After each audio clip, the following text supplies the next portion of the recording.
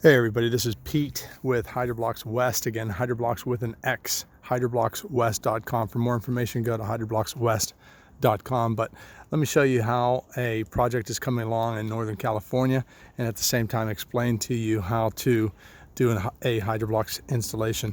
In this particular case, we're doing 2 runs in the yard, one here and one along the perimeter. If I were to go over to this side and we look this way, you would see that the slope of this yard, unfortunately, goes toward all their hardscape, toward their swimming pool, toward the home, and they're getting water damage under the home. So what we're going to do is we're going to stop the water from going toward the home. But let me just start here. In this case, we're doing a 2-board run. Extra insurance, is it needed? No.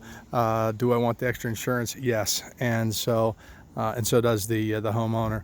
So as you can see, we've excavated all this dirt, and unfortunately we're doing it with shovels. So we end up digging a trench that's twice as wide than what's needed, because the boards are only 2 inches wide. So in this case, we're doing a double run, so it's a 4-inch trench that's needed. But unless you're using a trencher, and we elected not to use a trencher today because even though it's not raining now, it was raining pretty heavily all night last night, so we figured that we'd have a lot of mud, and we didn't bother with a trencher, so we hand dug it.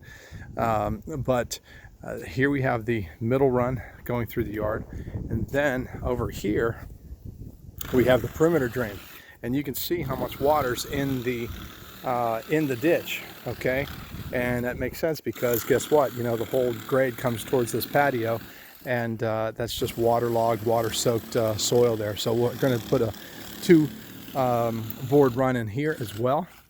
And then what we're going to do is, because a lot of this soil is very, very clay heavy, we're not going to backfill on top of the boards with clay.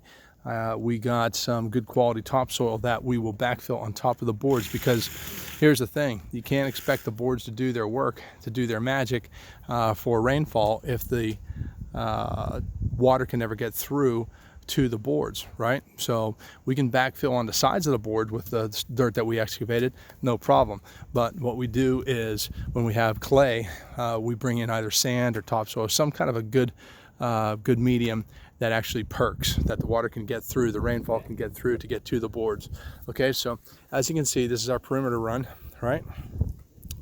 And then we're going to put drainage alongside the house as well. So we have, any of you have seen any of my videos, you know that I like to talk in terms of lines of defense.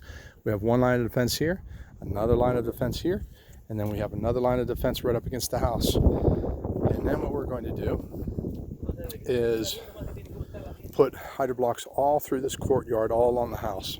Let me take you over closer to where the house is. What we'll do, let me just show you this. What we'll do is we'll connect that run with this run, and then we'll end up daylighting the water or outletting the water, taking the water out over the hillside and sending the water out over the hillside.